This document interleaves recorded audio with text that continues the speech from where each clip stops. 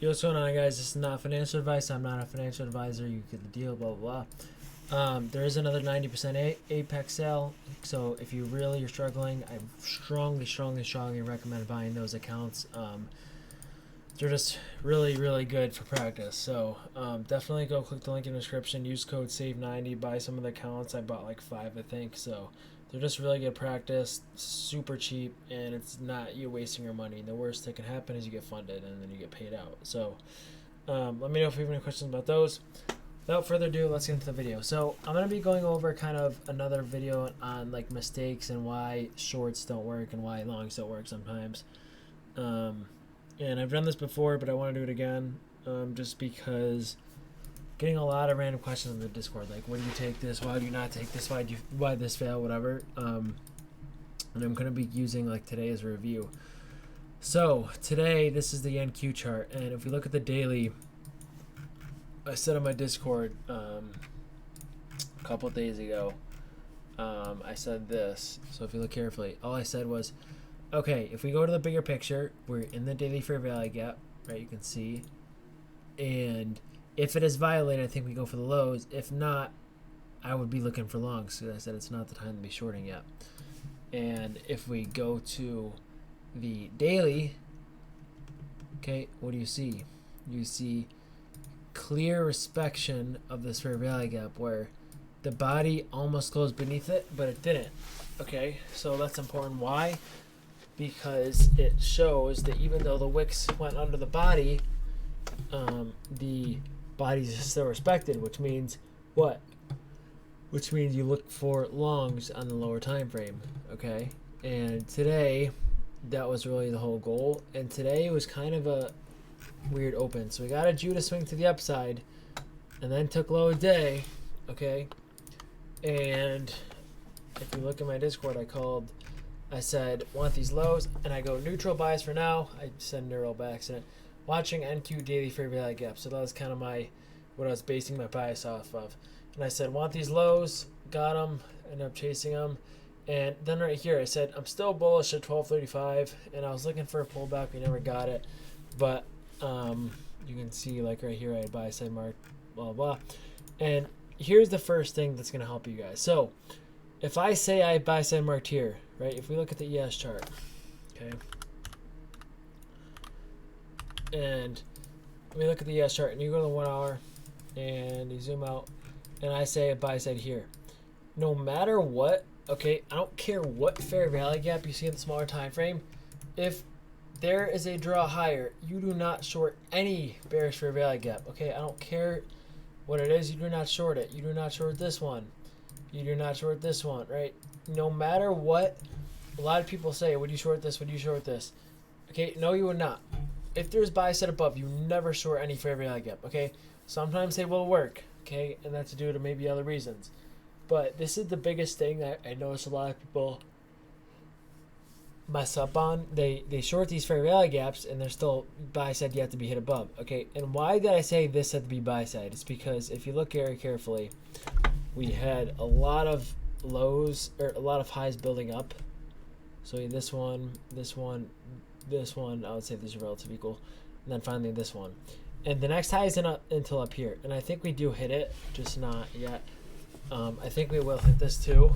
But the reason why I wanted all these hit today is because once we take out this and then this, really because of the condition, right, you can see these nice 3 green candles and no reversal at 10 o'clock. That means it's likely going to be a trend day. So in a condition like that, no matter what, if there's buy set above, you don't short, okay? That's the number one mistake people make. Okay, they short when there's buy set above, and you just got to realize there's buy set above, okay? You never want to fade the draw. Okay, the other mistake I see people make is kind of similar. If we go in the lower time frame, we'll see if we can find an example. Let me see if I can open NQ as well. So if we look at NQ right now, the next mistake I see people make is they short fair value gaps more than once, which I never do. Okay, if I really thought there was buy side this morning, if I thought the market was bullish, okay, would I short this? No. Does it technically work? Yes. Does it work for it works for like almost 40 points, which is great. But again, I'm bullish. You buy set above. You don't want to fade that. Okay. So why would I still have this fair value gap drawn? Okay. I still have it drawn because I want to see it used as an inverse. So the second we close above it, I want to see, okay, now I close above it. Now price should respect this fair value gap. Okay. And no matter what, I would not be looking for a short. Okay. Just because when we break over a bearish PD array, that means what? That means order flow has switched. Okay. When order flow is switched, you do not want to fade that. So because we get the close above, you can see right here, that tells me price is now bullish. And for some reason, people want to still short after breaking this bearish fair value gap. Okay, I don't get why, but when bearish PD arrays are broken, people still want to short for some reason. I think the bearish PD arrays being broken is the #1 biggest indication of, okay, your bias is wrong, you might want to switch it. Or if bullish PD arrays are being broken, your bias is wrong, you might want to switch it, right? Especially if you're expecting them to hold. And that's the other mistake I see people make. So that's a big no-no. You cannot fade the PD arrays to get violated, okay? Whenever you see PD get violated, just go along with it. Really think about reversing your position. Just a really good idea. Okay, third thing, when we have a trend day like this, just because we've been going up all day, I usually don't like to short till 4 o'clock. I don't care what I see. I already kind of mentioned that, but that's just a day of the week thing. And usually they do happen on Friday. I know today's I think Tuesday. Typically they don't happen too much on Tuesdays, but whenever you see a trend day like this, just you don't short. I don't care what setup you see, even if it's a textbook short, you don't trust it. And I know a lot of people ask, how do you get on trend days? Really, you should be in from this morning, but trend days are tricky. Really, the only entry I see you is this right here. Came in by like a tick, and then this would have been a good entry. But like anytime after that, anytime after that, I feel like it's too high. I know this ended up playing out, but this is more of a hindsight thing. And you can see those equal lows here. But really, you want to try to get in there as early as possible. And just in case it's a trend day, you should definitely hold a few runners. And I do have a video that is called How to Determine What's Going to be a Trend Day. So I would go watch that. And it doesn't work every single day, but it kind of leads you in the direction knowing the day of the week, where we're bouncing from the daily. And the reason why today was not surprising a trend day is because we are reacting from a daily fair value gap. So if we're reacting from a daily fair value gap, especially in NQ, we're expecting the next candle to be green, which means what? Which means a smaller time frame would be a trend day. Okay, so that's just something you don't want to short, right? Even if you're bearish, it's not short. It's not smart to close. It's not smart to short until this gets violated. Okay, so that's kind of the third mistake. People don't realize the days of the week matter, the conditions of the market matter. When you say it's a trend day, that actually means it's a trend day. Do not wait for a short setup. Just don't short the rest of the day, please. You're gonna get wrecked. And I think that's about it for now. Yeah, I think that's all about it for now.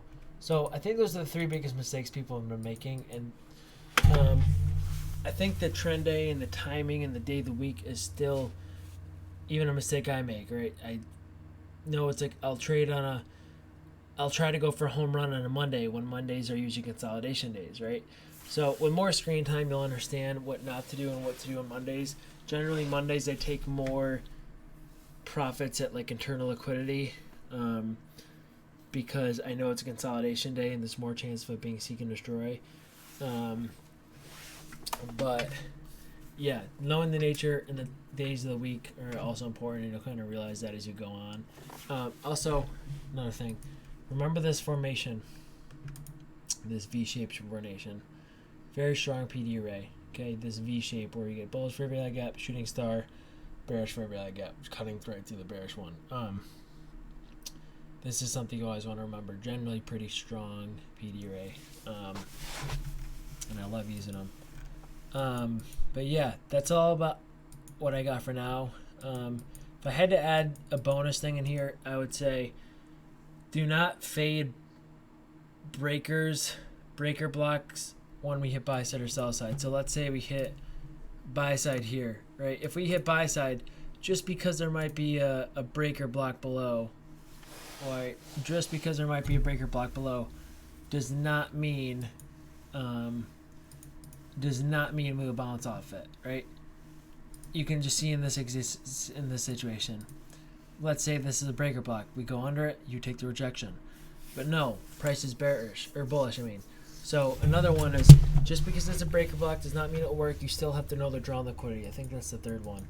And if by the end of this video you don't understand what your main mistake is, I bet you it's your draw on liquidity, because I bet you take fair value gaps and they fail and you don't know why. 99% of the time, it's probably your draw on liquidity is wrong. Okay, and I have a bunch of videos going over how I figure out the draw on liquidity. Mainly, it's just looking at the 1 hour and saying, okay, is this fair value gap being violated? One of the things I said this morning, you'll see in my stream if you watch it, I said, I bet you if this is violated, price is going to be very, very bullish. And you can see it was. So that's why I'm thinking we head for this buy side now.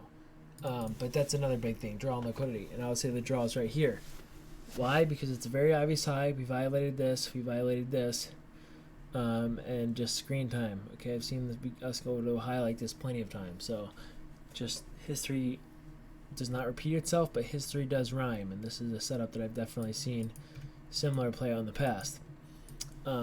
So yeah, that's about it for now. Let me know if you have any questions.